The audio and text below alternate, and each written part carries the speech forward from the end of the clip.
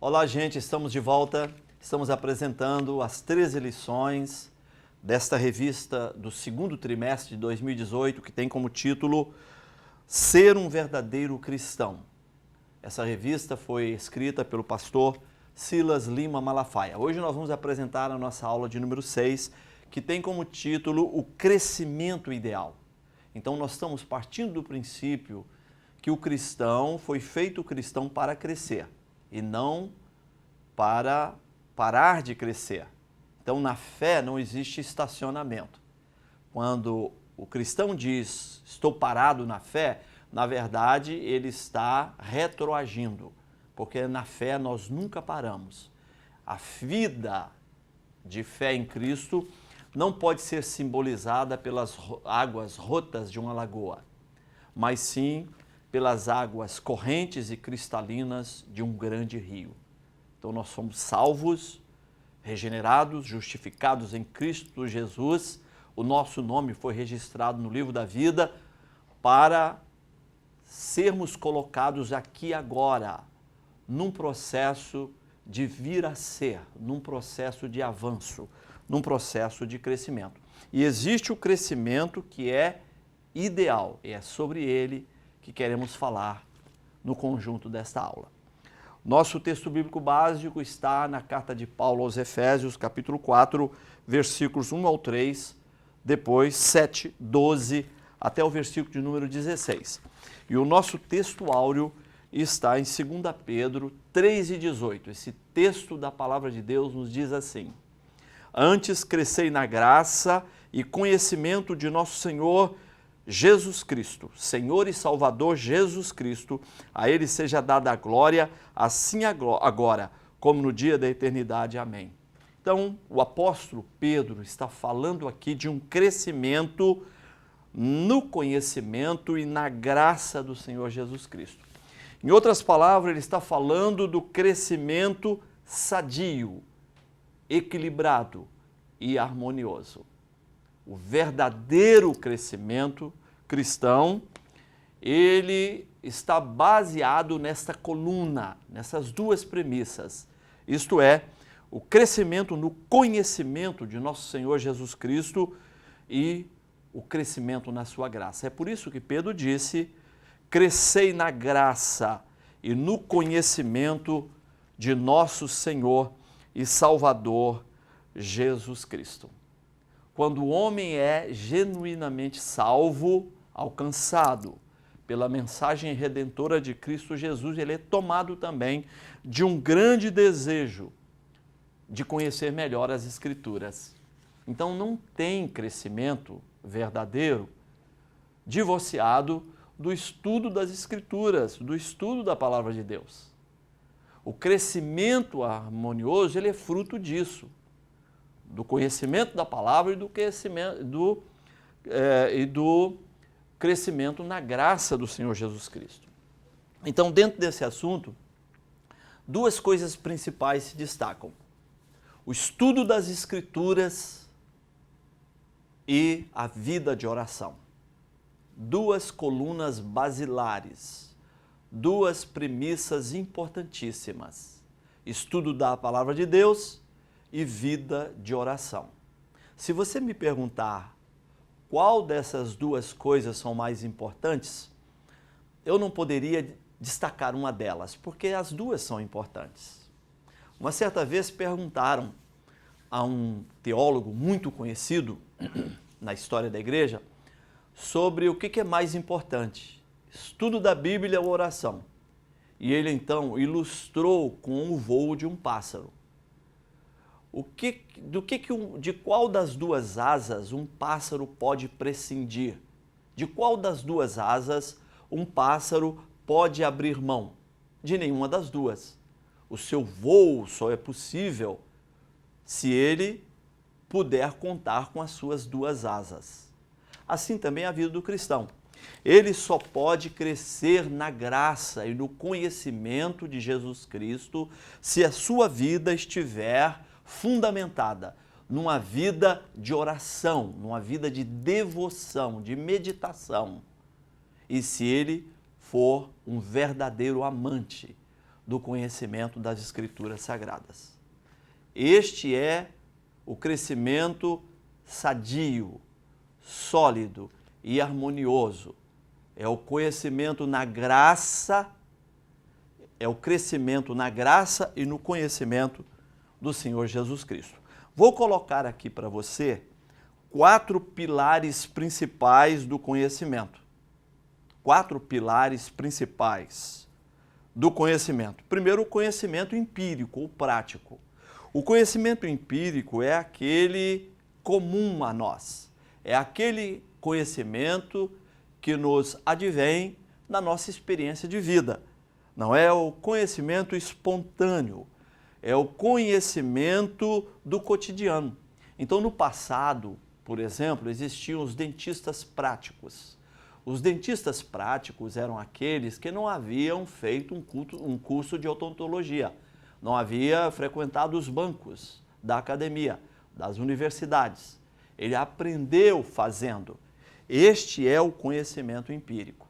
O conhecimento empírico, por si, ele é um tanto quanto limitado.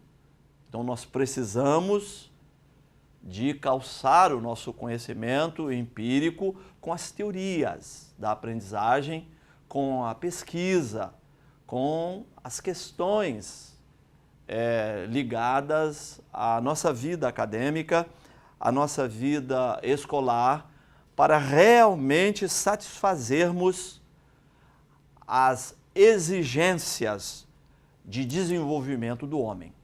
Mas existe, além desse, o conhecimento filosófico. Então, a filosofia é uma disciplina que nos leva às grandes especulações sobre a existência humana.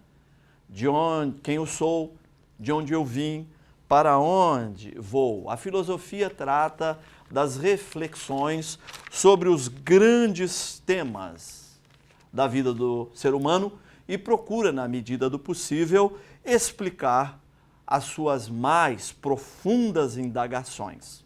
Existe também o conhecimento científico.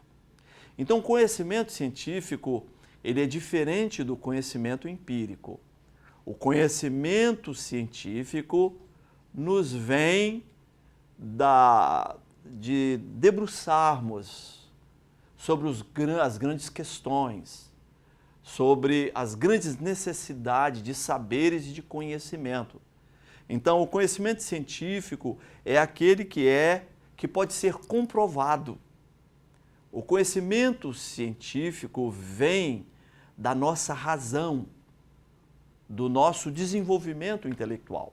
E eu queria abrir aqui um parêntese, não há nenhuma contradição entre fato científico e conhecimento bíblico, embora a Bíblia não seja um livro de ciências e nem a ciência se proponha a resolver as grandes questões da vida religiosa do ser humano. Porém, não há contradição.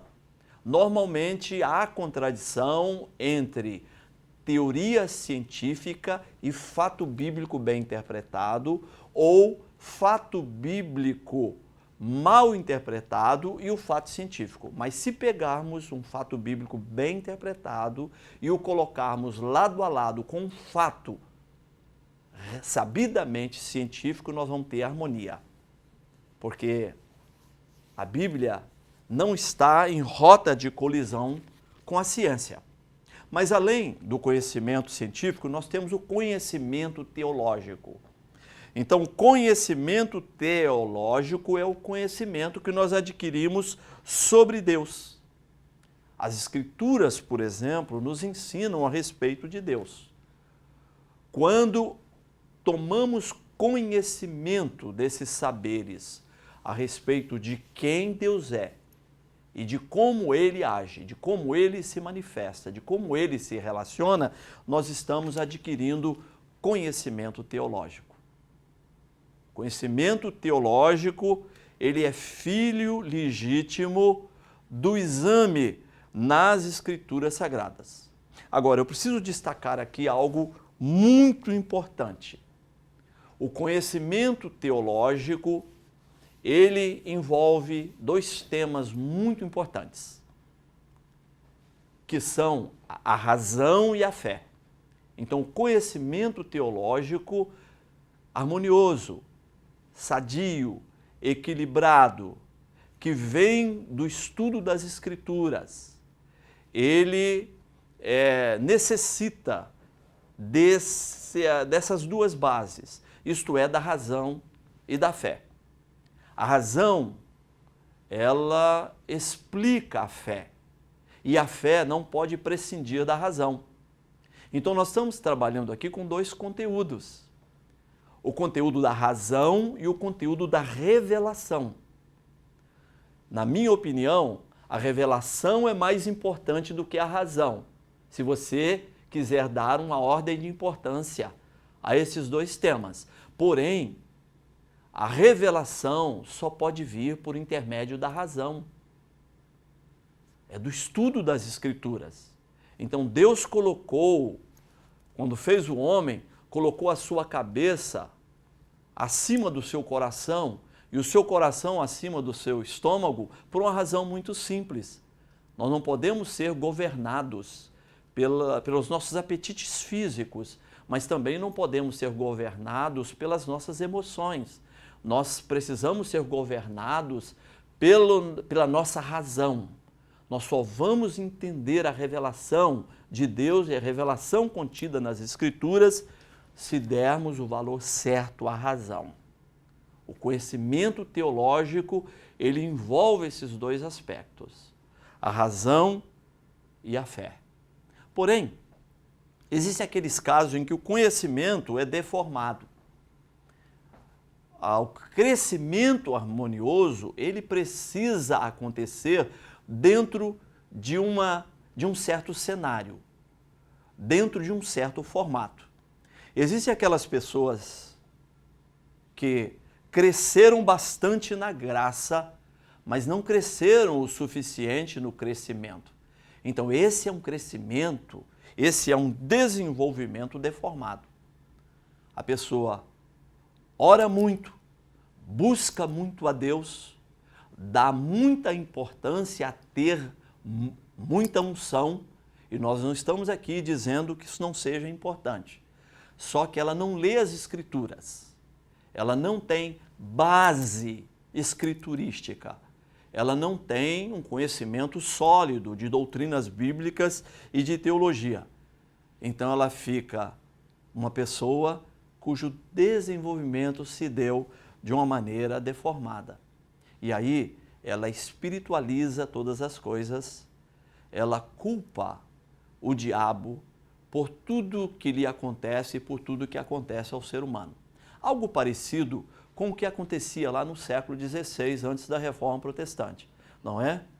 Os cristãos daquela época, eles atribuíam aos fenômenos sobrenaturais, eles explicavam espiritualmente todos os acontecimentos no âmbito natural, isto é, os fenômenos de natureza material, física, química, eram explicados pelo viés religioso.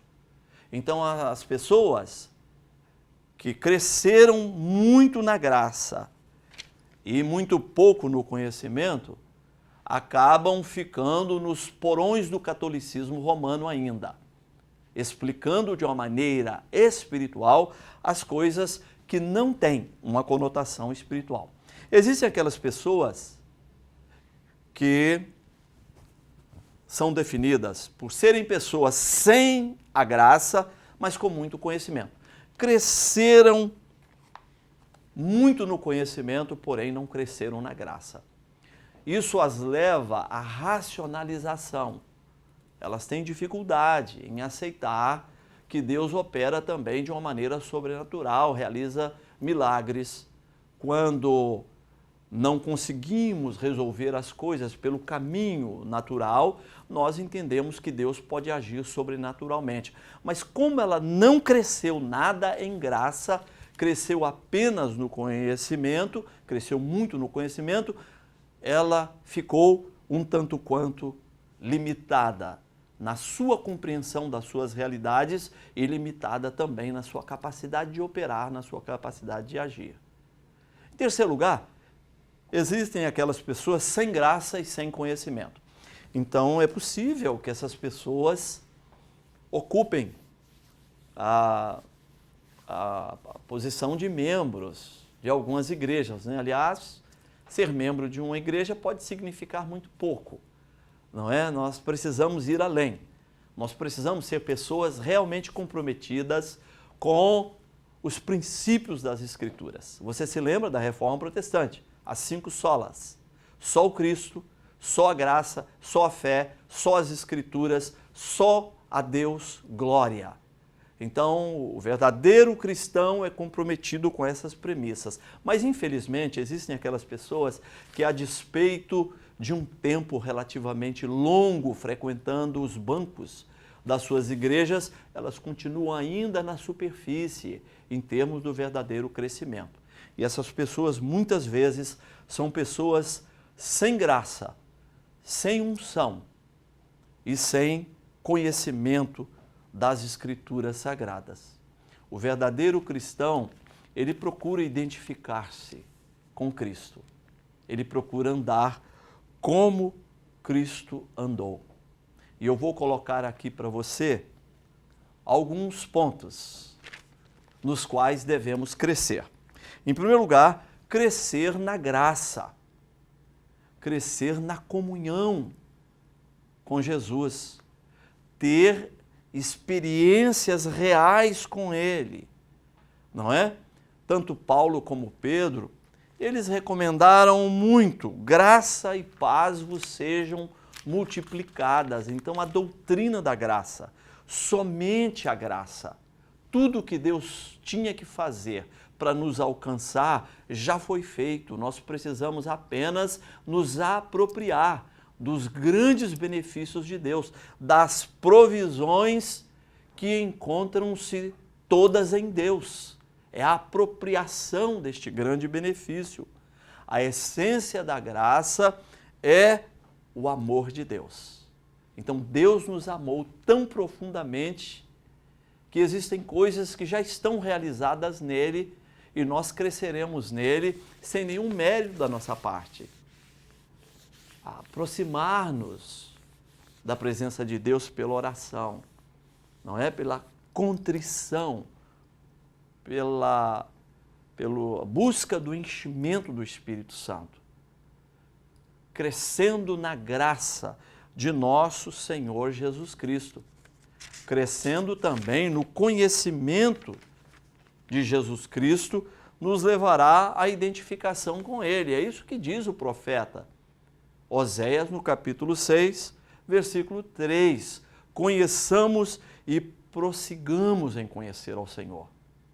Eu vou colocar aqui para vocês algumas questões sobre o conhecimento de Deus. Em primeiro lugar, o homem só pode conhecer a Deus em parte. Então, ser limitado não pode chegar ao conhecimento pleno do ser ilimitado. Essa é uma pergunta que Jó fez. Por exemplo, conhecerás os arcanos de Deus? Chegarás à perfeição do Todo-Poderoso? Não, nós nunca chegaremos à perfeição do Todo-Poderoso. Nós nunca chegaremos ao conhecimento pleno de Deus.